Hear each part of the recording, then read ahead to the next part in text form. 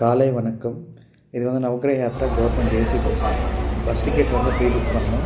இதோட காஸ்ட் பார்த்தோன்னா ரூ. 1350. நம்ம பஸ்க்குள்ளே ஏறின உடனே நமக்கு ஒரு ஐடி கார்டு ப்ரொவைட் பண்ணுவாங்க. இது பஸ்க்குள்ளே வியூ. பஸ் நீட் அண்ட் க்ளீனாக இருக்குது. பஸ் கும்பகோணம் பஸ் ஸ்டாப்லேருந்து கிளம்பி ஃபஸ்ட்டு குரு பகவான் கோயிலுக்கு வந்திருக்கோம். அதுக்கப்புறம் வந்து சந்திர பகவான் கோயிலுக்கு போனோம்.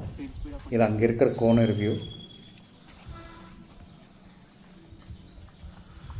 நமக்கு இங்கே பிரேக்ஃபாஸ்ட் ப்ரொவைட் பண்ணுவாங்க.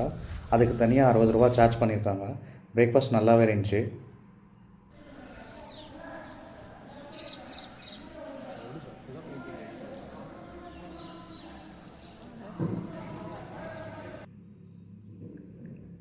அங்கேருந்து கிளம்பி ராகு பகவான் கோயிலுக்கு போனோம்.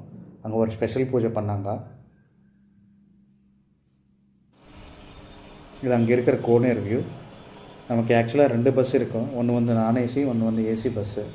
2 பஸ்ஸுமே ஒன்றா வந்துடும் ஒரு கோயிலுக்கு. நமக்கு பஸ்க்குள்ளே ஒரு கைடு இருப்பார். அவர் ஒரு கோயில் பார்த்து தெளிவாக எக்ஸ்பிளைன் பண்ணுவார்.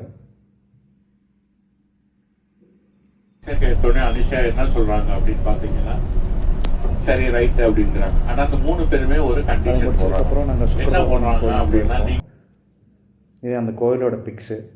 கோயில் கொஞ்சம் பழசாக இருக்குது. ஒரு பக்கம் ரெனிவேஷன் ஒர்க் நடந்துகிட்ருக்கு. இந்த கோயில் முடித்ததுக்கப்புறம் நாங்கள் சூரிய பகவான் கோயிலுக்கு போயிருக்கோம்.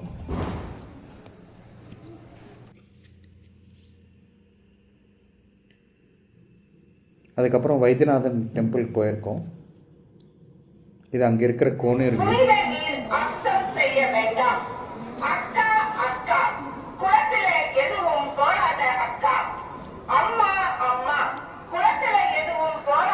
இந்த கோயில் பார்த்துட்டு நாங்கள் சாப்பிட்றதுக்கு ஹோட்டலுக்கு போனோம்.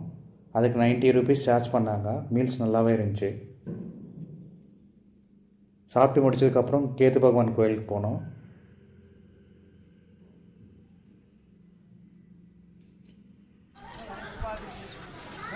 இது புத பகவான் டெம்பிள்.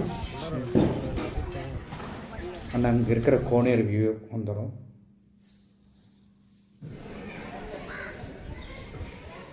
அதுக்கப்புறம் கடைசியாக சனி பகவான் கோயிலுக்கு போயினோம்.